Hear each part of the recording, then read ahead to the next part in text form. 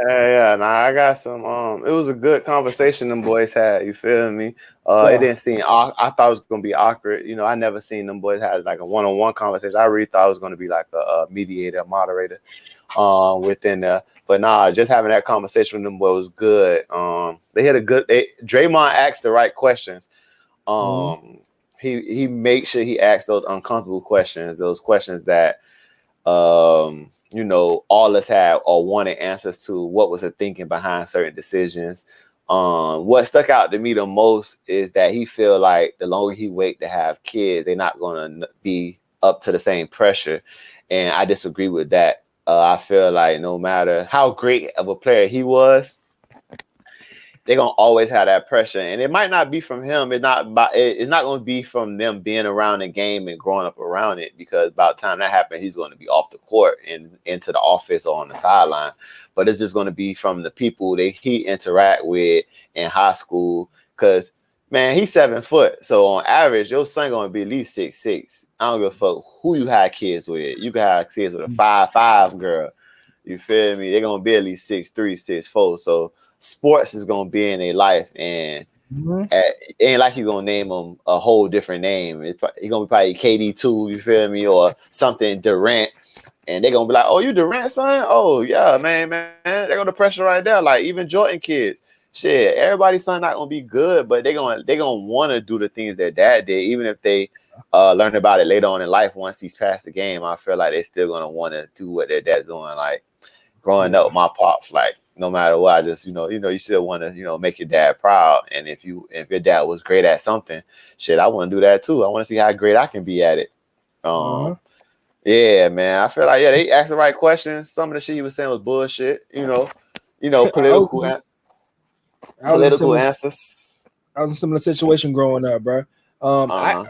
I grew up only seeing the worst of my dad. You feel me? But every single day, I was reminded of his sports career, every single thing he did on the way up, and how he dominated in high school, Uh huh. dominated all the records he had. Even when I went to Kerr City, people would come and tell me, just random coaches or whatever come and tell me about my dad's history, and then that shit put expectation on me from Yeah, from from coaches, even from the head coach Walt Frazier had a hmm silent beef for me because he based knew on who your pop. expectations of Because his he knew dad. what your pops was, and he felt Yeah, like, okay, you gotta live up to your pop. See, that's the yeah, only thing was my dad only played until ninth grade, and after ninth grade, he became, he did other stuff. Like he wasn't interested in football no more. He wasn't into the streets or nothing, but he just wasn't into sports. Like my dad was into cars and music and like that type of stuff. Like he does that now. Like growing up, I used to be interested in that too. Like he the reason why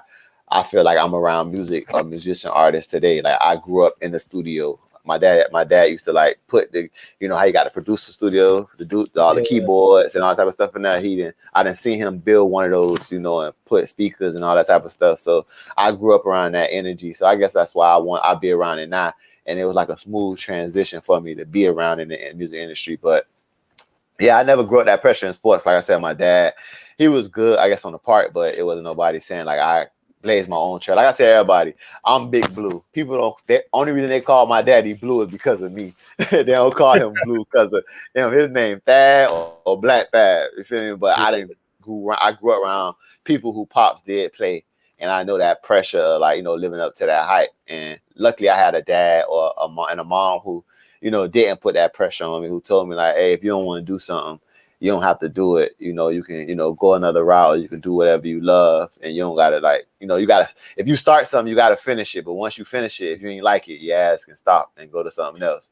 You That feel shit me? was So, even tougher because like my old boy made it to the he made it to the league first year, got hurt. So mm-hmm. my family was always like, damn, we almost if had it you out. We if you almost wouldn't have got hurt, yeah. and So they now were here looking for comes that his son. next.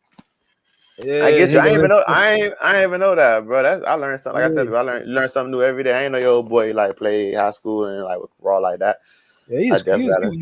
he went to I definitely Kansas gotta. City. He was on that Definitely. 77 the state championship with Oh, he played with Big Lulu. yeah, See, he played corner. I He grew got up, a I grew up around them boys for a different type of vibe. You feel me? Them yeah. boys got That's us how out in Ricky high Green. school. Yeah, them boy got once they got older, them boys in the streets. You feel me? So that's how I know Big Lulu because old boy, my uncle's him. So yeah, once he told one, like I know all them old heads like 77. That state team, my daddy friends with all them boys, man. Fucking Nate was on that team too. A lot of old heads from the city. That's loud though. That's major, girl. I ain't know that. Nigga. Yeah, so I can understand the pressure. Like, yo, boy, shit, you need a state ring too. Nigga, I had smoke with Barnwell, Dre. Yeah, everybody had smoke with me just for as soon as I stepped on the field, it was pressure. It was pressure. Yeah, all right. Yeah. We know what your dad did. We need you to be somewhat close to that. You feel me? And even if you are good, they want you to exceed that or just be that type of player. And sometimes that's not what's in your plans. Like I was telling my girl, bro, man, whatever gonna happen is already planned out. You feel me? Whatever you believe in is already written. You feel me? We just got to see how it's gonna unfold. And I became a better player when I went to somewhere with no expectations. Yeah, because you can play freely. Yeah, you ain't thinking. You gotta think about it. When you're on the field, you got expectations. You gotta think. That's that split second. You like, damn, if I don't make this play, they're gonna be on my ass, and I gotta hit my old boy. I gotta hit this person. They're gonna be tripping. Like when I came to Kansas City, like you said, like my expectation grew once I showed them what I can do in my early years, and then when they got to senior year, 11 grade years, like, all right, now Blue, we know how good you is. Now you got to be consistent with it and keep doing it every day. You feel me? And I feel like that's why Barnwell ain't fought me my senior year, because he probably felt like, I don't know what Barnwell felt. Barnwell, them niggas they be having like, I hate coaches that have like, silent beefs with players just because, there's something that parents did or, something that happened in the past, or like you say, expectations. They don't feel like you mature enough to their liking. But it could have been on your behalf too. You just wasn't the coach you thought you is, because I feel like coaching bring out the talent in a lot of people. Like, I done had some great coaches, bro. Like before Coach Keno, before he stopped coaching, was a great coach. You feel me? Even like I feel like Coach Genty should have had a bigger role, but coaches don't. Coach Brian, like you see when Coach Brian left, that boy went to in high school, now that boy in college, So it's just about coaching and everything, man. Expectations gonna always be there, man. But nah, Kevin, that was a good ass interview, bro.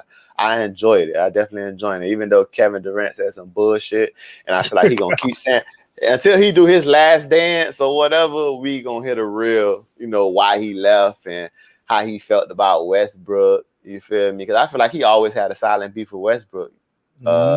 He always kept it, neutral in the media, like, oh, Westbrook, that's my brother. He can play how he play. You feel me? I'm gonna just get in where I fit in. But now hearing him, knowing how he feels like he's the best player, and he always been the best player. He always had a problem with how Westbrook played, but he just don't want to admit it just yet. But one day he gonna admit it, and I'm gonna be waiting for it and ready to react. God damn it. So we can get it by. Nah, definitely, man. Subscribe, like Playas Sanctuary Podcast. Subscribe, like, comment. Make sure you guys tune in. We're gonna do these reactions. Try to be consistent as possible, man. We're just growing the brand, growing the page. Y'all tell y'all friends. And holla at us. Yes, sir. We are.